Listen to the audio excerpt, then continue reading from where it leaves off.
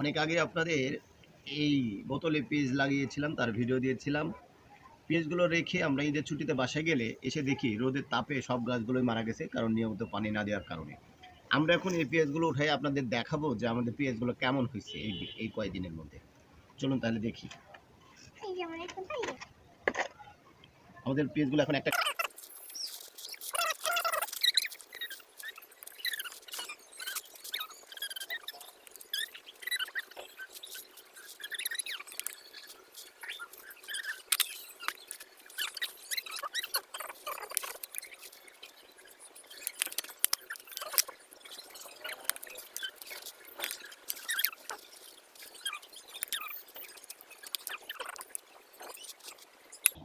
আলহামদুলিল্লাহ বেশ ভালো সাইজ হয়েছে। দেখেন যে অনেক বড় বড় সাইজ হয়ে গেছে এর মধ্যেও।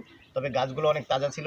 ঈদের ছুটিতে বাড়ি যাওয়ার কারণে গাছগুলো মারা গেছে, নাহলে হয়তো আমি রাখলে পরে আরও অনেক বড় সাইজ পেঁয়াজ হতে পারত।